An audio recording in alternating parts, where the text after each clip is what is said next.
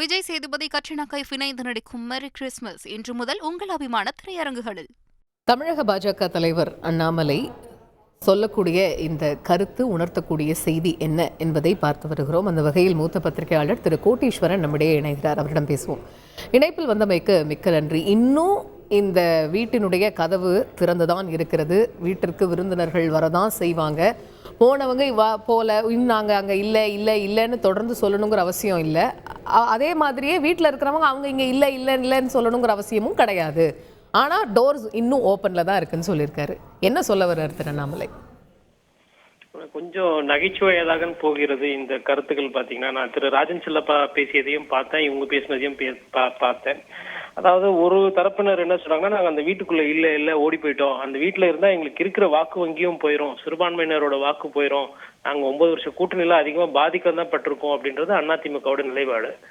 குறிப்பா சொன்னா அதிமுக அந்த கூட்டணியில இருந்து வெளியில போன பிறகு பெரிதாக பாஜகவை பற்றி பேசவோ இல்ல ஒரு விமர்சனமோ எதுவும் அதிகமாக வைக்கவில்லை. அதற்கு பதிலாக அவங்க ஆக்கப்பூர்வமா அவங்களுக்கு அந்த கட்சிக்கு ஆக்கப்பூர்வமானு பார்த்தா சிறுபான்மையினர் அந்த மக்களோட சேர்ந்து பயணம் பண்றது, எஸ்டிபிஐ போன்ற கட்சிகளை கூட வைத்து கூட்டணியில சேருவது அப்படின்றது பாத்தீங்கன்னா அந்த வேலையில போறாங்க. பட் ஒரு கேப்புக்கு பிறகு ஐயா திரு அண்ணாமலை திருப்பியும் அதிமுகவை சீண்டி இருக்கிறார். இது நேர்முகமா மறைமுகமா அப்படின்றதை தாண்டி இது அவரோட கட்சிக்காரர்களுக்கு சொல்லுகிற ஒரு செய்தி. முதல்ல அவர் என்ன சொல்றாருன்னா, 400 சீட்டு நம்ம ஜெயிச்சிருவோம், நம்ம தான் திரும்பி வரப்போறோம், 300க்கு மேல நம்ம தன்னிச்சையா வந்துருவோம் அப்படின்ற அந்த ஒரு சொற்றாடல் பாத்தீங்கன்னா அந்த பாஜகவினர் ஒரு உற்சாகப்படுத்துற ஒரு வேலை. இரண்டாவது, பாஜகவுக்கு எல்லாரும் வரலாம், யார் வேணா வரலாம் அப்படின்ற அந்த அலையன்ஸ் டோரையும் ஓபன் பண்றாரு.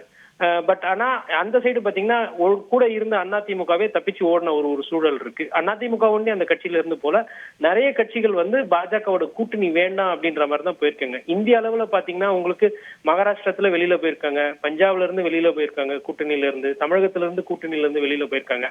அந்த ஒரு நிலை தான் இன்னைக்கு பாஜகவுக்கு இருக்கிறது. அப்ப இதெல்லாம் வைத்து பார்க்கும்போது என்னன்னா, தேர்தலோட பிரச்சார வேலையை திரு அண்ணாமலை அவர்கள் திருப்பி அடுத்த லெவலுக்கு கொண்டு போறாருன்ற மாதிரி எடுத்துக்கலாம் முதல் பார்வை.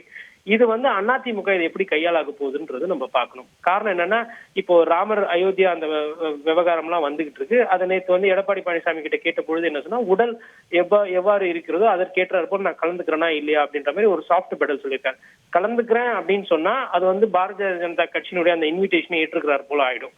கலந்துக்கல அப்படின்னா அது இந்துத்துவ சக்திகளுக்கு எதிராக மாதிரியோ இல்ல இந்து மதத்துக்கு புண்படுத்துற மாதிரியும் ஒரு விதைக்கலாம். அப்ப இது ரெண்டுத்துல இருந்தும் ஒரு கரெக்டான ஒரு நிதர்சனமான ஒரு பதிலை சொல்லினோம், கமிட்டும் ஆகக்கூடாது அப்படின்ற மாதிரி எடப்பாடி பழனிசாமி அவர்கள் பார்த்து காய் நவுத்துறாரு. பட் இது என்ன ஆகும்னா, இந்த மாதிரி கருத்துக்கள் நாளை பின்ன தேர்தலுக்கு பிறகு ஒருவேளை கூட்டணி ஏற்படும், இல்ல தேர்தல் நாட்கள் திருப்பி கூட்டணி வருமானா இந்த மாதிரி சொற்களால இந்த கூட்டணி இன்னும் திருப்பி மறுபடியும் சேர்றதுக்கு உண்டான வாய்ப்புகள் தள்ளி போவதுதான் நம்ம பார்க்க முடியுது. இதுல இன்னும் குறிப்பா சொல்லணும்னா, அண்ணாமலை அவர்கள் அந்த இன்னும் கொஞ்சம் அந்த முதிர்ச்சி அவருக்கு தேவைப்படுகிறதோ அப்படின்ற ஒரு ஐயம் வருது.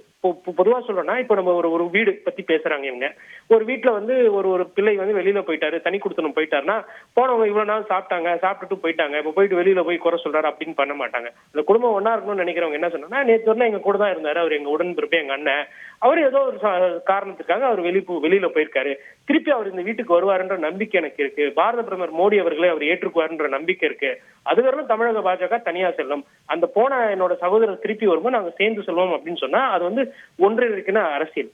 ஆனா இவர் என்ன கருத்து சொல்றாருன்னா, தன்னுடைய கட்சியை முன்னிலைப்படுத்தி அவர் இப்போ ஒரு வியூகம் அமைக்கிறாரு. அது எந்த அளவுக்கு வெற்றியை கொடுக்க போகுதுன்றது மக்கள் தான் பதில் சொல்லணும்.